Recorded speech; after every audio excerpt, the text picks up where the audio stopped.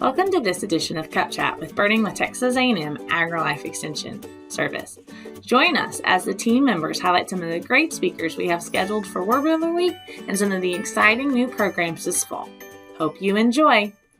Good morning, everyone, and welcome to Cup Chat with Birding with Texas A&M AgriLife Extension Service. Hope y'all are doing great.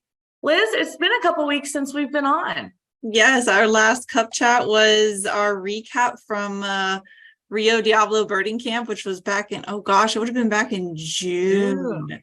So we maybe just took a month of July off and are back. But we had an incredible trip at Rio Diablo, and there's been such a bunch of things going on with Birding with Extension. Today we're coming back from our brief vacation from Cup Chats because, as probably most people know out there, I hate mornings. And so the 7:30 plus summer camps all summer with kids has just not happened. So Liz, do you want to introduce our special guests today? Yes. So and they're not really special guests. No, they're guest really is not. A unique title. And I don't think they're guests any longer. No. So these two ladies have been part of the Birding with Extension. Well, one of them is fairly new. The other one's been around for a little bit, but she does more behind the scenes stuff. So first off, we have Rainey Bingham, who she is you want to wave, Rainey, so everyone knows. So Rainey Bingham, so she is the newest member of our Birding with Extension team. She is the Real County Extension agent. And then we have Danny Miller, who she's been around for a little bit, but again, she's been very much behind the scenes. But she helped us with, I guess your first event was Birding the Border back in 21. Yes. Yeah. So for some reason, she liked us so much that she's stuck around for 2 years. But I guess we're going to get to know these ladies a little bit. So I guess we'll start with Rainey since she's the newest. So Rainey, you just started this year with us at Birding the Border. So Birding the Border 2023. So I guess we'll first start off with where you're from originally, where you are now. Right. So as you mentioned, I now live in Leahy. I work here in Real County, but I grew up in South Texas, kind of between the hill country and the brush country. So, okay. So you're kind of a local, basically. Well, for me, you're a local. An hour or so. Yeah. So, okay. So we said, obviously you're new to Birding with Extension. How in the world did you get started with Birding with Extension? Because you're much like Emily, you're not a big bird person. You enjoy the outdoors, but you're not a big bird person. Correct. I never claimed to be a big bird person, but essentially with being a newer county agent in the district, Emily had asked me after a program planning meeting for another program to help with Birding the Border, and I guess for some reason I liked it enough to stay on. Glutton for punishment like the rest of us. Correct. I just would like to say that my plan has worked. I have entrapped all of you into the Birding with Extension team. You don't even need to go to New Mexico, the land of entrapment. Birding with Extension will entrap you. Oh gosh. Yeah. It's but was that a bad joke for the morning? Yeah. Mm-hmm. I tried. Okay. So I know I said that you weren't a bird person, but do you have a birder? You're not a birder. But okay. You've been involved with us just long enough that you may potentially have a favorite bird. Do you have a favorite bird, Rainey? So, right. My knowledge on birds is pretty limited. I do tend to stick to the plants a little bit more, but I guess kind of thinking about it, a bobwhite quail is probably my favorite just because grew up hearing them around our property, our family ranch down in South Texas, and it's pretty easily recognizable. True. It's a good one. It's a good one. I mean, they say their name when they call, so it's not very hard to identify those guys. But that's not true because they say other birds do that and I can't hear it. So wait, So I can you just think I think when you know it, you put it all together. But like when they say whatever says quick with the beer cheese, I never hear that. as a wide-eyed Vireo?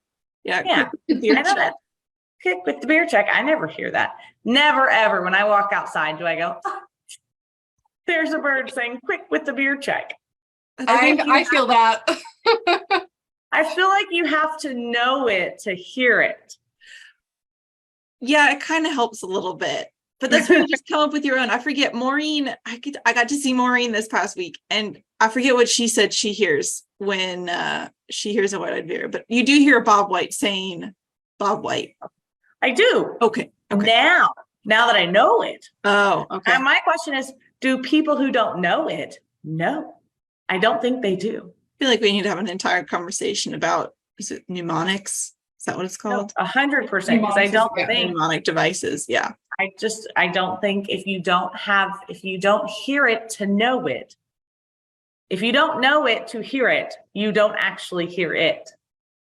Okay, that's fair. I mean, I don't hear like what is it? Potato chip for a American goldfinch. I don't hear the potato chip, but because you don't. I don't. But when you hear a goldfinch, do you know it's a goldfinch? Sometimes, yes. Sometimes, because you don't have it all registered up in that memory. Well, part of the problem for me is too that you have to remember which mnemonic device goes with which bird. And that's a whole nother thing to remember. There's a lot of remembering in birding. All I'm going to say. Yes. So we'll move on to Danny since Danny spoke. Yes. So, okay. So Danny, tell us where you're from, where you are now, your favorite bird, how we Entrapped you. How we entrapped you into Birding with Extension. Yeah, sure. So I grew up in Temple, so about an hour north of Austin, Blackland Prairie. Stayed there, went to College Station for school, and now I am in Austin, South Austin, enjoying it. I got linked up with y'all, like I said, in 2021. I was down in South Texas on field work for pigs, actually, and I spoke with a friend about the program that I found it. So y'all have a decent web presence. And he actually knew Maureen, and so he connected us. And then I went to the first Birding the Border, or first for me in 21. Worked my tail off, but loved doing it, loved working with y'all, and I'm still here. That was a long. That was an intense experience, but it was a little changed on the other side, but it was worth it. We are surprised you came back after that one. Mm-hmm. We're surprised that Rainey stayed around, to be perfectly honest. I thought she was going to be like, nope, sorry guys, early mornings, late nights. It's a trial by fire. Yeah. It was really a harder year, I think, in 2021. Because we were dealing with, we were still in COVID regulations, and everything had to be prepackaged, individualized, and really I think looking back, that's why there were a lot more, why we worked our tails off more. Yeah, maybe that's my vote.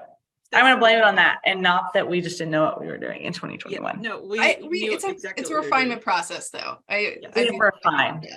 But for the last question, my favorite bird, it's always going to be a green heron. I love that they're equally cute and derpy, going from no neck to all neck. And they actually use tools, which is like not necessarily the reason they're my favorite, but also something that's cool about them. They'll drop, twigs or pebbles in the water and wait for curious fish to come up and check it out to their doom. She's even got a tattoo of one. I do, yes. And it's still my favorite tattoo. So, well, and I saw you have a cup for cup chat. Did you purposely pick your cup to share? No, this is just one of my usual round of cups. So back when we hosted cup chat regularly, I always had a cup, and I always tried to find a cute cup, and our guests always had cups, and I've kind of gotten off the coffee lately. And switched to like a breakfast shake, so it doesn't really fit in a mug. So I don't have a cup today. So how has that adjustment been? It's been okay.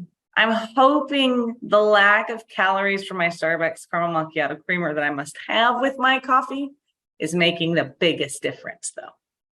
She So, does have believe quite it. an obsession with her little Starbucks creamer. She must bring it with her everywhere. And if we don't, she doesn't bring it. We purchase it whenever we get to where we're going for Birdie with Extension events. If you look in the Just true. fridge, there's probably some Starbucks creamer.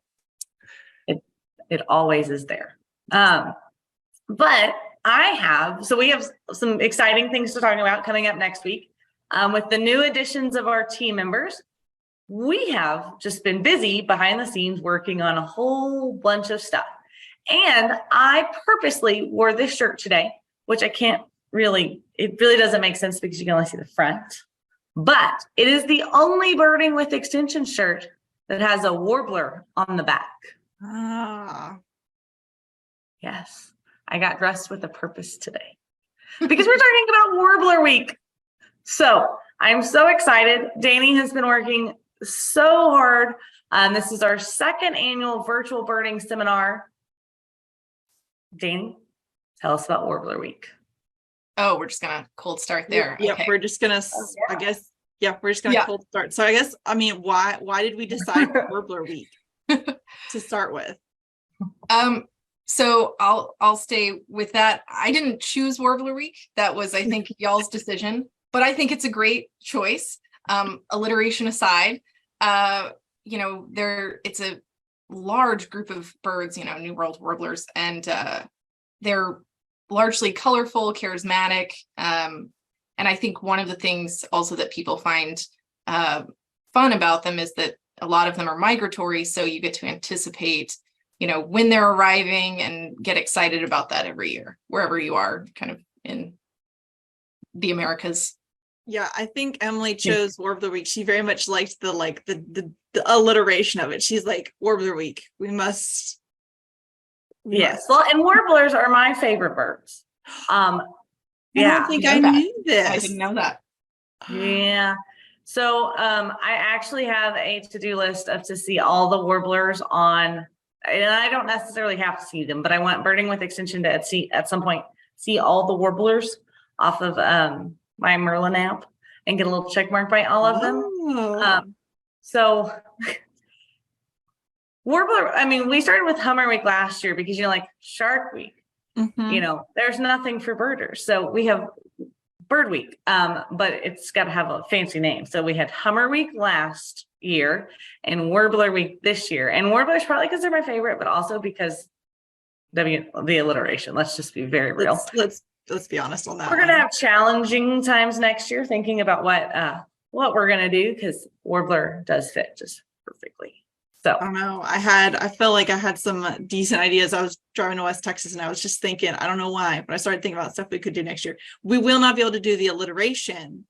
Oh, but I was thinking of other things. You better figure out how we have an alliteration. If you don't notice, most of our things have alliterations. They do. They do. So Brainy, why are you excited about Warbler Week? So kind of as y'all mentioned that there's, a good bit of these warblers in the Americas that going back to our earlier conversation on these songs and maybe kind of those mnemonic devices used to ID some of these birds, but that they can be sometimes challenging to find depending upon your location. No, and they're super poppy. I don't know if that's the correct terminology. Well, cryptic is normally what we use. They like to hang out in the brush and they like to move around a lot. They move so fast and it's hard to get good eyes on them. And then sometimes they just hang up way at the top and they say you get that warbler neck and I just, ways up there. But even with binoculars, they're just a little blob at the top of the tree. And it may just be my poor quality of binoculars. It does make a difference, everybody. We do know that. But it's just been, I'm excited, but that's one of the reasons my favorite birds, and they're so colorful. And I think that's one of the things that I enjoy most about them. So So, okay, so Rainey, let's talk about when Warbler Week is.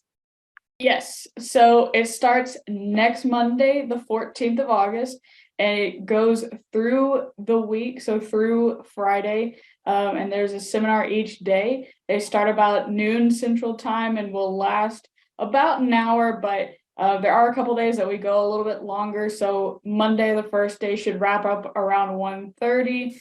And then Wednesday has a bonus half-hour session. So it picks back up at 1:15 just to give our participants and speakers just a little bit of a break in between topics. And that, like I said, all others should wrap up around 1. So we have a bunch of stuff in store for y'all. If you haven't been on our Facebook page or been on our website, we have all the information up there, but we're going to talk about, we're going to give you all a preview if you haven't seen it. We're going to talk about all of our speakers and all that stuff. But yeah, so noon every day. Some days you're going to have a little bit longer and they're going to be bonus. But I mean, what happens if somebody can't tune in those days, or, you know, lunch hours up and they can't stay for the last half hour? Are we going to pre-record this, Danny? Yes, we're going to record it, record all the live sessions, and we'll make those available afterwards to participants. And we're also going to provide a transcript in case that is convenient for anybody to use. And it'll be corrected from the subtitles that Zoom will automatically generate, because those can be you know, not entirely accurate, especially for the specific terminology of a you know, of a topic.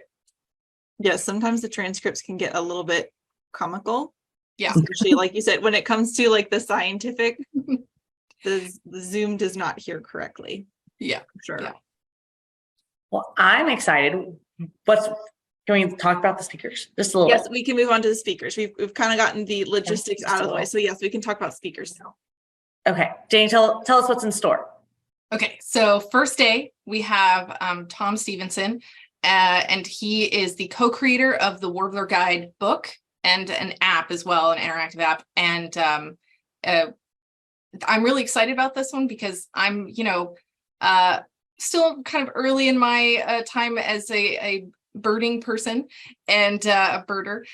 And so he's actually going to be focusing on how to learn bird songs with, you know, highlighting warblers. And it's going to be a two-parter because he kind of breaks it down into how to listen, to identify, right? So what are those features of a song that you need to pay attention to figure out what bird it is? And then the second part is actually going to be how to memorize it. And that's the part that I, in particular, am very excited about because I need every tool in my arsenal to be able to remember bird songs. So I think that's going to be a really great talk. Well, that's awesome. Well, I'm excited to hear about the app. I've never seen the app. Yes. Is he going to talk a little bit about that too? Well, I have not used it myself. I've been kind of just a Merlin bird ID person up to this point. But I am absolutely going to check it out.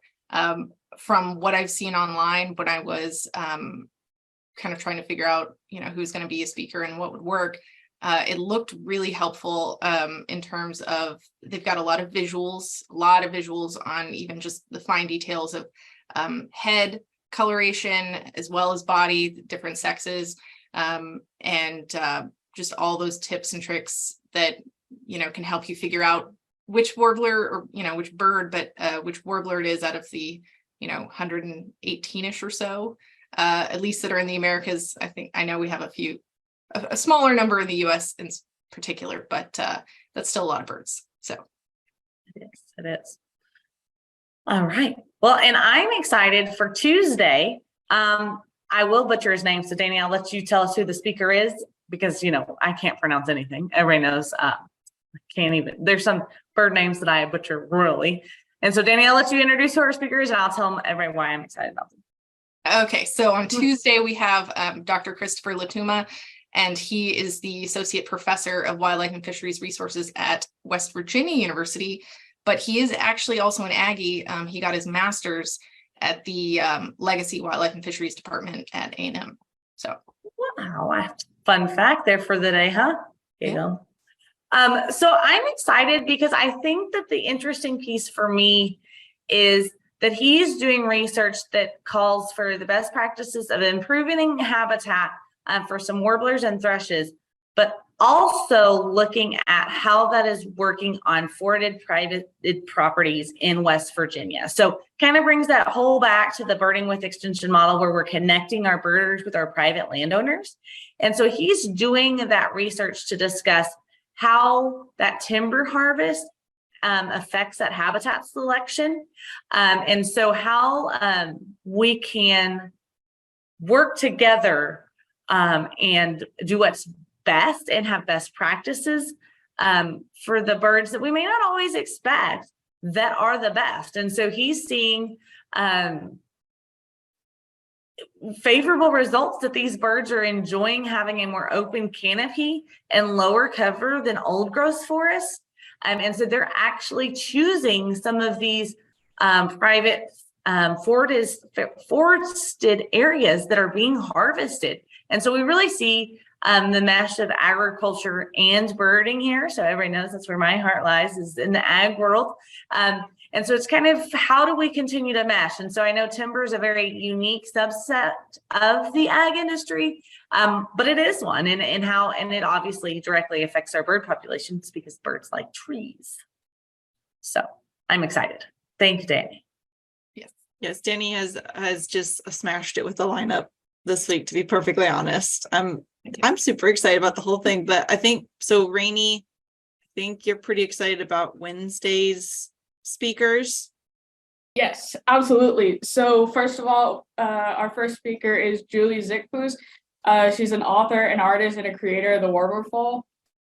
So she will be sharing her knowledge on gardening for wildlife on her property, which is something that I'm always an advocate for, getting, whether it be more on the rangeland side of things and getting back to that native rangeland, or on the gardening side. I do a lot of work with that in my county in particular. It's been pretty fun, and maybe hopefully to add this section to it could also be a really great resource for my landowners. And so she'll provide some tips and techniques for employing those native plants, some water features and other attractants for warblers and other birds, but warblers specifically given the theme. So our second speaker is Michelle Eder.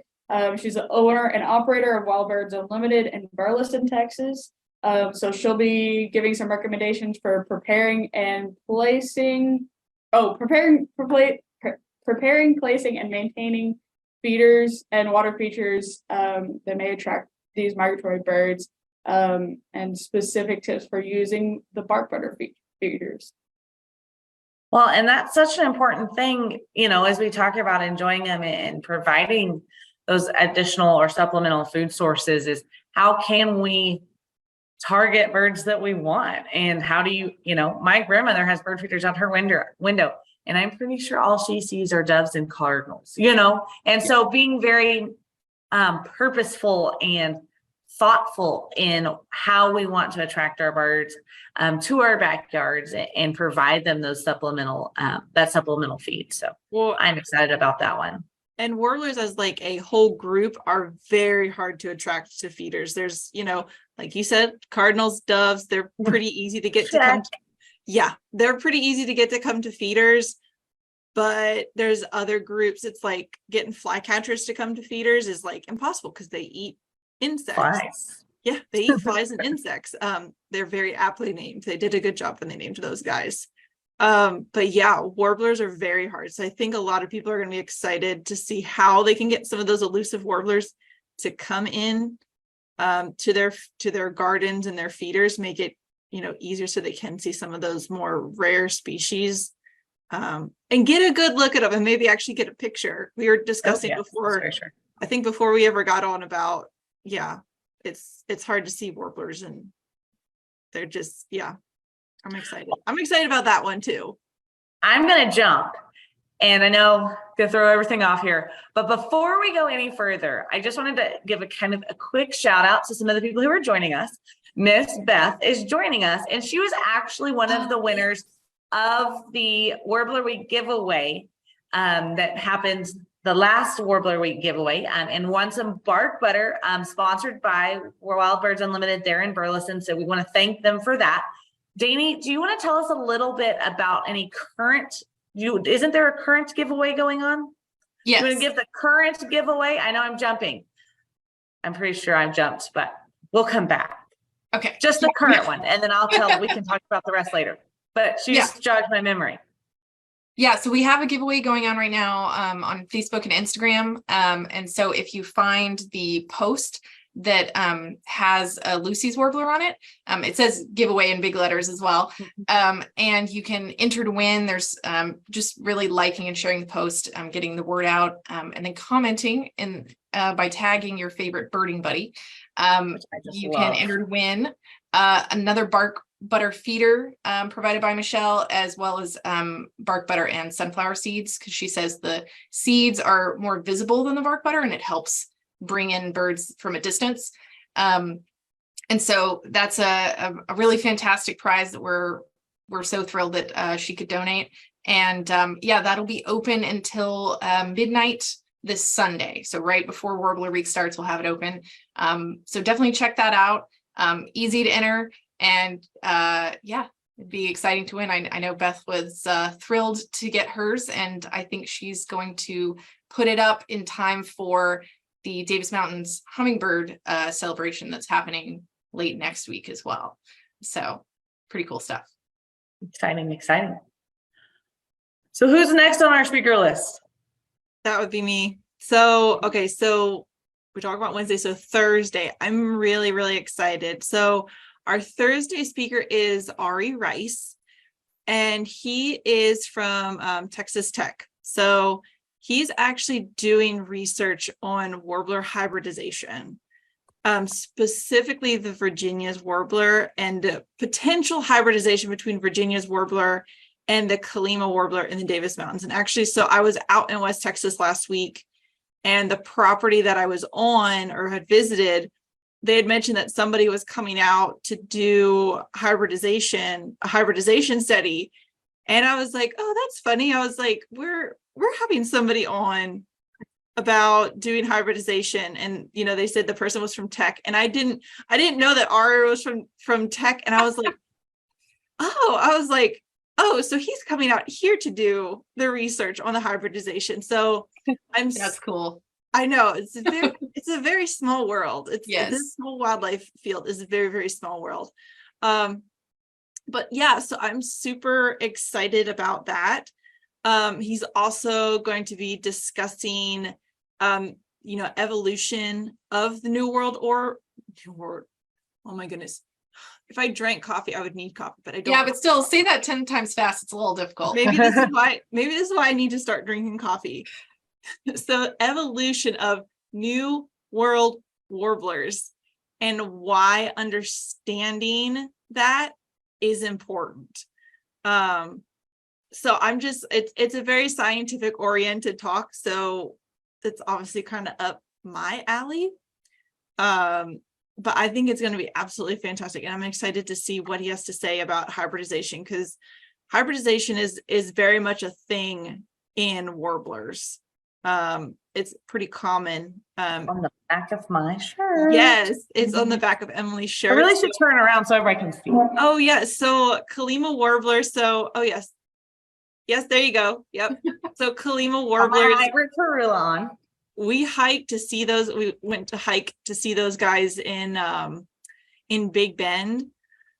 Made a super epic hike. Tried to kill the participants and staff the very first day. Yep. Yep. All three of us. So Rainey wasn't there for that.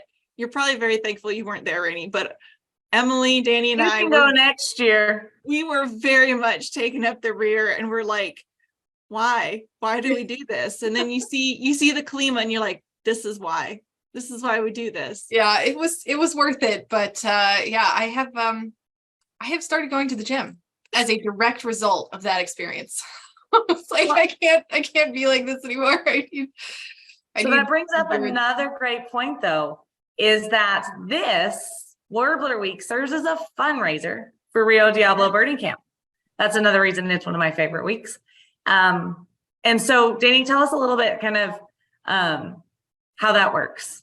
How much when they register, blah, blah, blah. Yeah, sure. So, well, I mean, every participant, we have 2 types of passes. We have the all access pass, which is every seminar for the week for $35. And then for single day passes, if there's just a specific seminar that you're interested in, that's $15. And those proceeds go to supporting Rio Diablo Birding Youth Camp, and keeping it, as cost or as affordable for the kids and their families as possible, because we really want it to be as accessible as we can make it to anyone who's interested in joining. So last year, or this year, it wasn't last year. This year, it feels like last year because it was so long ago. Participants paid $900 to come for 7 days, which seems like quite a bit of money, but that's tax, title, license out the door. We fed them, we housed them, everything was included. And that is one of the most affordable birding camps. So we are hopeful that we can continue to reduce that number and provide a unique experience for all of our participants. So everyone who has signed up or registered for Warbler Week, you are definitely doing your part. So thank you. Yes, everyone's been doing a great job so far. We've raised quite a bit, but we want more. Yeah. We want to be able to bring more kids to camp. Yeah. Okay, so we've covered Monday through Thursday. So Danny, I believe Friday. Yes. You're really looking forward to that. Yes, I am.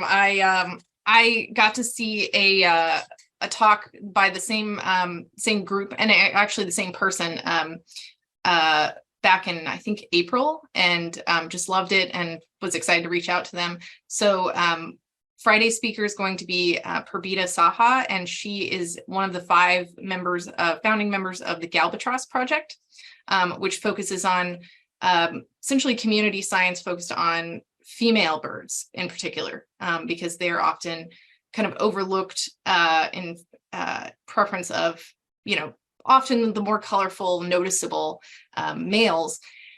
And she's crafting a completely original talk for us on female warblers. And so she's very passionate about warblers. She's really excited to do this.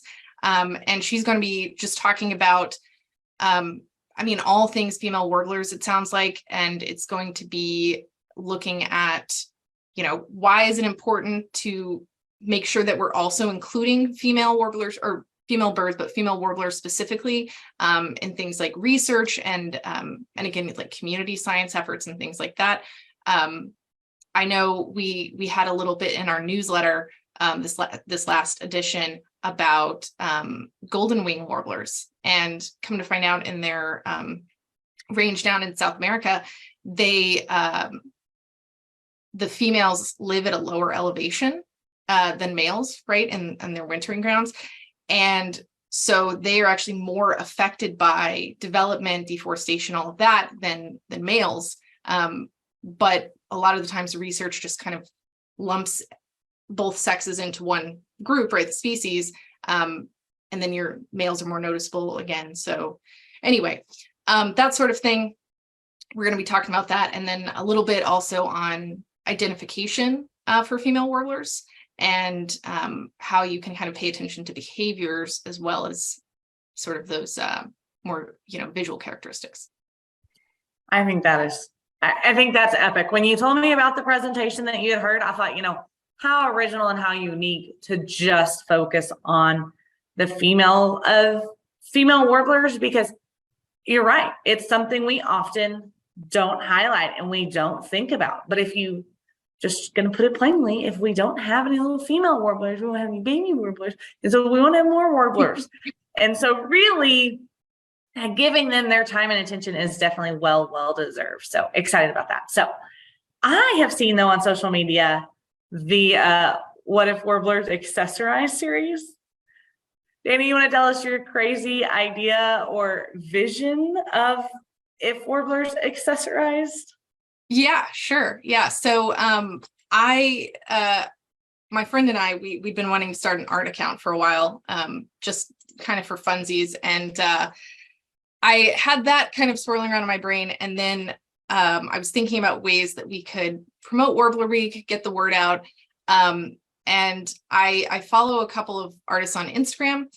One of them, Rosemary Moscow, she does some really great cartoon comic style nature art, a lot of bird stuff. And she did a series on what your favorite warbler says about you.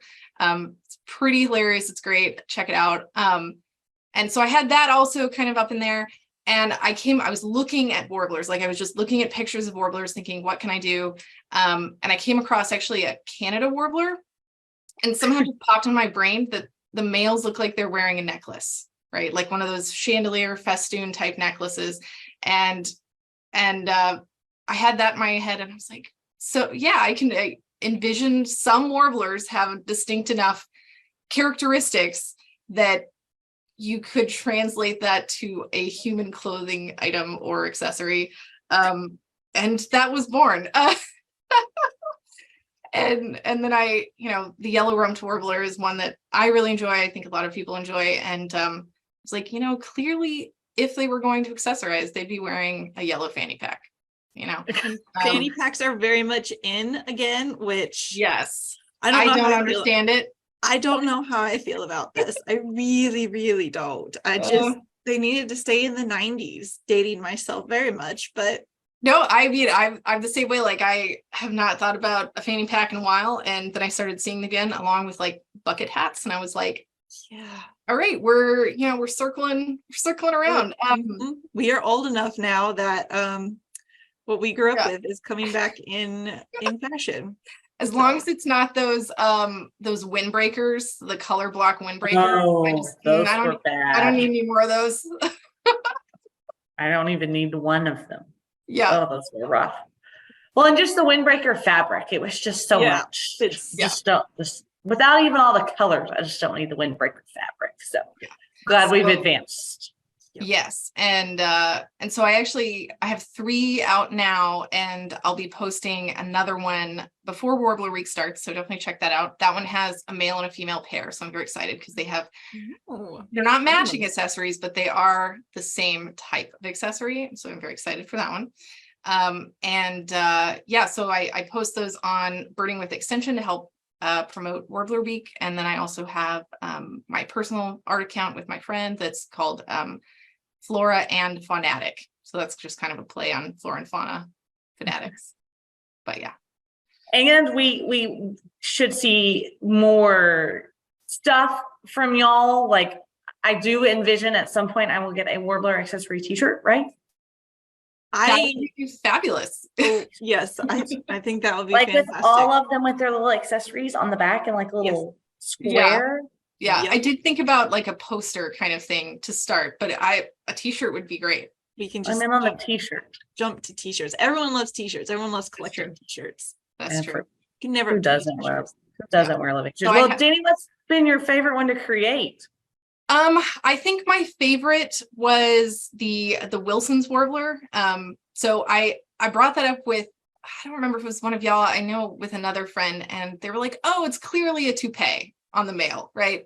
I was like, sure, but I don't know if toupee wearers consider that an actual accessory, right? It's more of a day-to-day accoutrement. And so I was like, you know what? It also looks like a beret, right?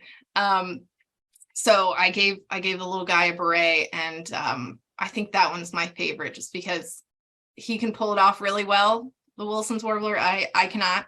That one I think is a lot of fun. And I've got some other ones that I'm really excited about to do. I think I have a list of at least like 15 species that I just have a running like, this one would absolutely be wearing, XYZ if they happen to be wearing human clothing. I think my next one after the one I post this week is going to be the painted redstart. And I think that one people are going to have, they're going to, it's not an immediately obvious type of accessory. So excited for that one. We'll wait. But Beth already has commented on Facebook that yes, that there needs to be a t-shirt. We need T-shirt. Okay. The people have spoken. It the needs people to have happen. asked for the Mhm. t-shirt. So Totally. excited about that. So we talked about our giveaways. And so all that's happening on social media too, along with Warbler accessories. You talked about our first one that Beth won. There's one going on now. Brainy, what other giveaways do we have this week? Or this for Warbler week? Yes. So, again, we talked about the first one that we've had, the winner. So the second giveaway has the same prize, so the bark butter, and the feeder and the sunflower seeds. So it's going on now. It'll end Sunday. Again, people can enter either on Instagram or Facebook, finding that giveaway post, and then the winner will be selected and announced on the first day of Warbler Week, so next Monday. And then our final giveaway will occur during Warbler Week, so it's open to all registered participants. So be sure and go ahead and register. And then they submit the evaluation at the end of the week, or at the end of their seminar that they attend. And then each eval will count as one entry, so participants can enter up to 6 times, given that they join us for all 6 of our webinars. And then that prize will be a feeder along with some other fantastic items that we will announce at a later date. Yeah, so that one's going to be kind of like the biggest giveaway prize, because we're going to have, another feeder, but also some really exciting stuff that I want to build the anticipation for. So we have some, maybe I shouldn't, I'm not going to spoil it. We'll let everyone be surprised. We have some new stuff. We have some new stuff. Yeah. Some cool stuff. We have some new things. Well, and I think the neat thing is, so we promise that the evaluations will be short. Of course, we want to know what you think and what you learned, and if you like the session, so like next year we know what to do. Maximum 5 questions. I would say maximum 7 minutes, right, Danny, on those evaluations? yeah, really not too long. Yeah. So we hope that everyone who joins us will fill out those evaluations and give us some feedback. So Okay, well, Rainey, so you mentioned signing ups or registering for this event. So how do people register if we've convinced them to spend an entire week with us over their lunch period? Sure, and I think we have. So the most direct and easiest way to register for these webinars is to visit our website, so birdingwithextension.com. If for whatever reason that you can't access the link that we will be putting in the chat somewhere, there. and it's already there, fantastic. It's posted. You can simply Google Birding with Extension. It should be that first link that pops up. And so click the link to the website, navigate to the Warbler Week page, and go through the registration process. It's pretty quick and painless for most people. There's some exceptions For most people. but yeah, There's no, always it's a few. should be pretty straightforward. But you can definitely let us know if there are any issues. There's a contact email there if you have any questions about the registration process. Oh, I mean, I guess we've kind of covered it all, right? I think Goodness mostly, freeze. I did want to mention that for anyone who's a Texas Master Naturalist or even, outside of the state, we do have documentation prepped for advanced training hours for Warbler Week. So if you're interested in getting those from through your chapter, you can submit the documentation we have to request it. And that is also linked on the our website page for Warbler Week. So definitely check that out if you're interested. While we would give you master hours, master naturalist advanced training hours, it's not quite how it works. So we've tried to make that as easy as possible for y'all to request it. So hopefully, fingers crossed. Yep. Oh, let's shout out to the, we do know that the Alamo chapter, Is that right, Oh, yes. Danny? Yes, the Alamo area chapter has already approved ours. Yeah. Yes. So if you're part of the Alamo Master Naturalist group out of San Antonio, you are getting ours. Just tune in. Tune in on Monday from noon to 1. Well, noon to 1:30-ish. And we will also, for the recordings, we're going to keep registration open through the week. So if anybody finds out about us kind of midweek or or just decides they're interested, we'll keep registration open through our last seminar on Friday. So that for any that you miss, you can just view the recordings at your convenience. Or if you, like I said, if you come in midweek, you can see the live ones that haven't happened yet and then get recordings for the others. So keep that in mind for anyone who is thinking about it or anyone that you reach out to, in the next week or so. Absolutely. That's exciting. So, and let's talk about when if you've already registered, you can expect to see for an all access pass, you can expect to see that link in your inbox by Friday. Yes, probably Thursday, but definitely 100% by Friday. By Friday, if you are a single day pass, you'll receive the link the day before your specific day. And then if you register throughout the week, you will also receive the link the day before.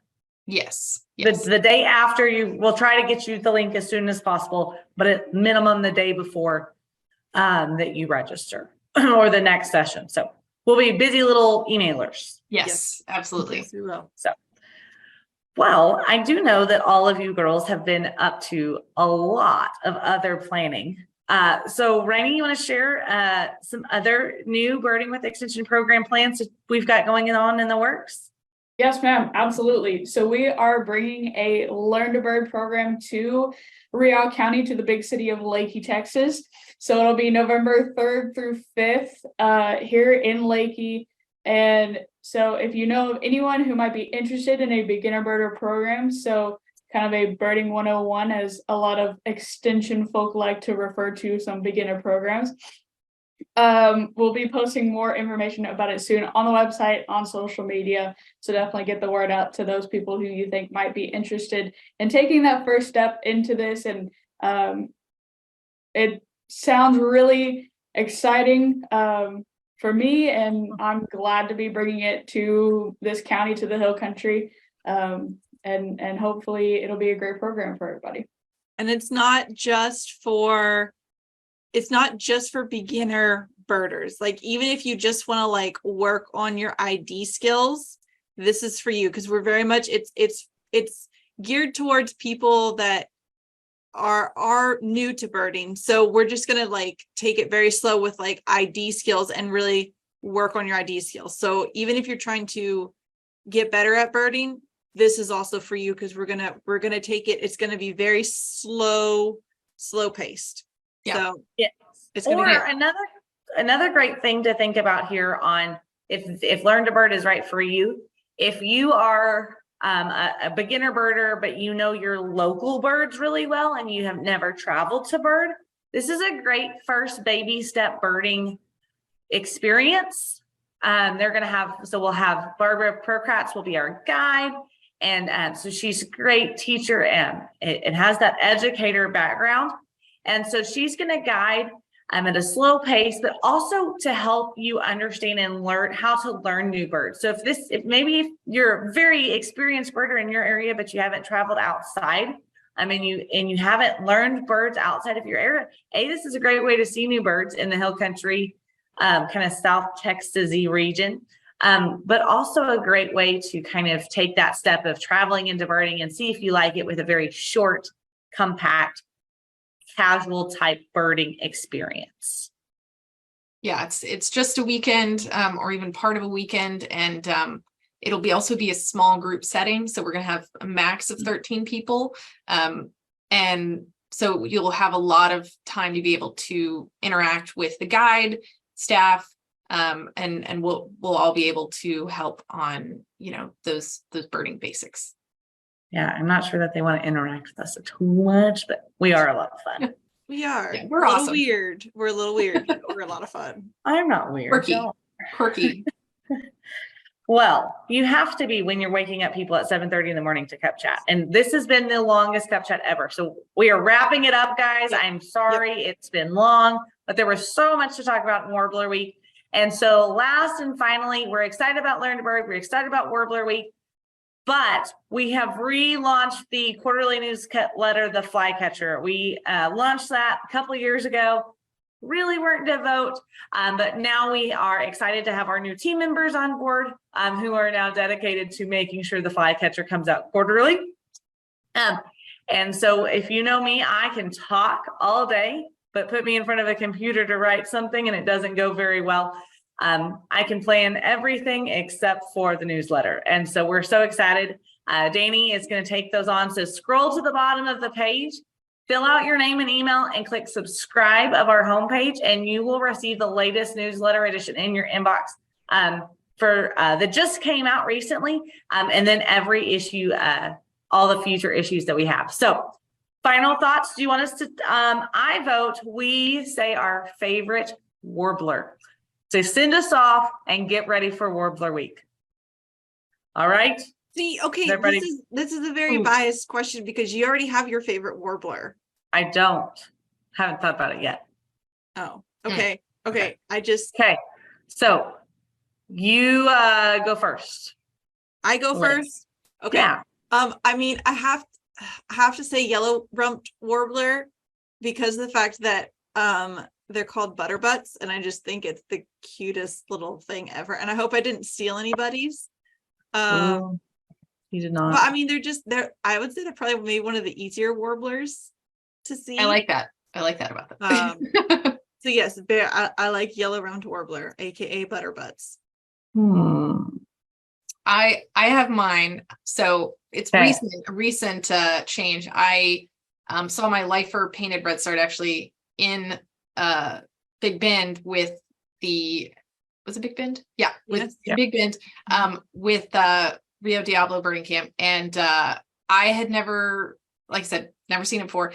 And just the flitting behavior, that was so fun. I just really enjoyed getting to see that because that's one of those things you can look at a picture all day, but when you see it in person, it's a completely different experience. So I think that one's my favorite. Rainy, do you have a favorite warbler? Rainy's like, I didn't come prepared to say my favorite warbler. No, she went to the Devils. She has to have at least one.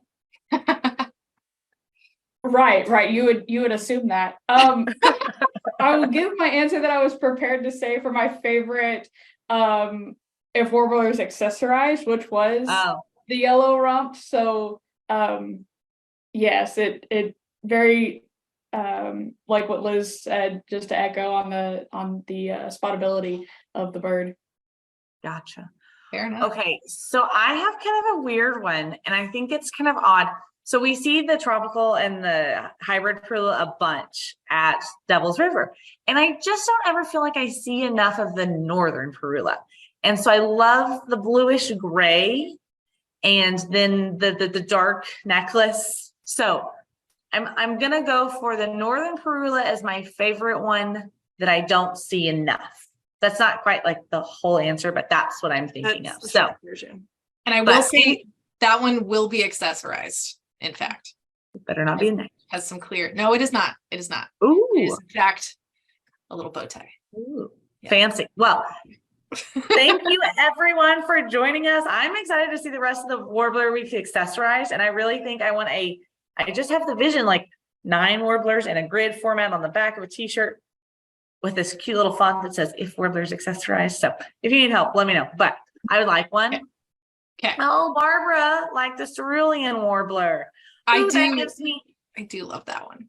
That gives me a great idea. Are y'all ready? No. Let's give away something. So comment with your favorite warbler. Thank you all for joining us. We will give away a Birding with Extension mug for you to join us for the next Cup Chat that we've got on.